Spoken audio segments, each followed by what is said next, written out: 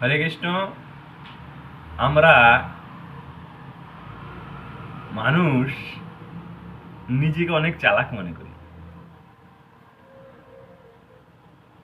আমরা অনেকেই, সবাই না, অনেকেই ভগবানের সম্বন্ধে বিভিন্ন রকম উল্টো পাল্টা ধারণা বলার চেষ্টা করি এবং হয়তো না বুঝেও বলি, এবং তার বিভিন্ন লীলা আছে, সেই লীলাগুলোর আমরা ভুল ব্যাখ্যা করি অথবা ভুল বুঝি। না বুঝে এরকম হয়, আবার বুঝে এরকম হয়।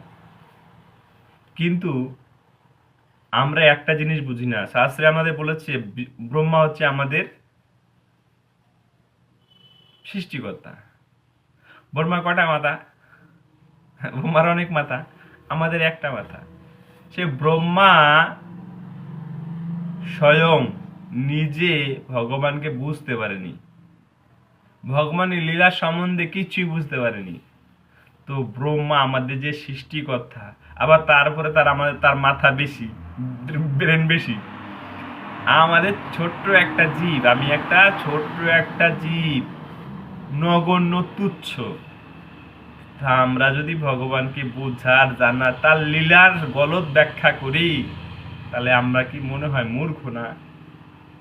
শাস্ত্রে বলছে ভগবানের লীলা এবং ভগবানকে বোঝার মতো ক্ষমতা ব্রহ্মা, শিব, ইন্দ্ররও নেই।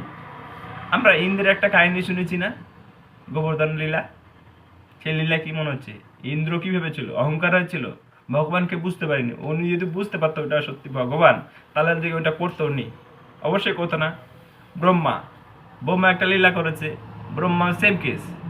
ব্রহ্মা যে লীলাটা শর্টে বলছি, ওই একবার ভগবান শ্রীকৃষ্ণ তার বন্ধুদের নিয়ে খেলা করছিল।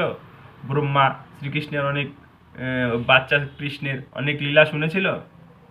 লীলা শুনে সে ওখানে পরীক্ষা করার জন্য কি করেছিল, সমস্ত বাচ্চাদের এবং বাছুরদের, বাছুরদের, গরুগুলোকে সব চুরি করে তার জায়গা নিয়ে গেছিল। তখন কি হয়েছিল? ভগবান শ্রীকৃষ্ণ তার নিজের রূপের থেকে সব বন্ধু বান্ধব গরুগুলোকে বিস্তার করেছিল। সেই লীলাটা কি বুঝলো? সেই লীলাটা তো যদি কি হচ্ছে, সেই লীলাটা যদি তোমার হচ্ছে ব্রহ্মা যদি বুঝতে পারতো যে ভগবান শ্রীকৃষ্ণ তাহলে কি সেটা করতো? পরক্ষণে তার ভুল ভেঙেছে। তাহলে দেখেন, এইগুলো থেকে আমরা বুঝতে পারি যে আমরা কেন, তারা যেসব দেবদেবী, মানে অনেক উচ্চ পদস্থ লোক, তারাই ভগবানকে বুঝতে পারে না। তাদের এত ক্ষমতা, ব্রহ্মার কি ক্ষমতা কম? শিবের কি ক্ষমতা কম? ইন্দ্র কি ক্ষমতা কম? তারাই ভগবান শ্রীকৃষ্ণকে বুঝতে পারে না, অনুভব করতে পারে না। আমরা তো তুচ্ছ একটা জীব, আমরা নিজেকে এত চালাক মনে কি ভেবে? এটাকে আমরা বোকা না? তাই সকল ভক্ত এবং মানুষের কাছে আমাদের আবেদন, আমরা বেশি কিছু চিন্তা না করে আমরা যদি ভগবানের সেবা কাজে মন দিই এবং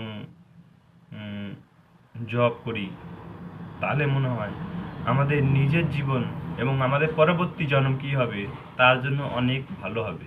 এছাড়া শাস্ত্রে ব্রহ্মা কি বলেছেন? ব্রহ্মা একটা কথা বলেছেন না, ঈশ্বর পরমকৃষ্ণ সচ্চিদানন্দ বিগ্রহ অনাদির আদি গোবিন্দ সর্ব কারণের কারণ।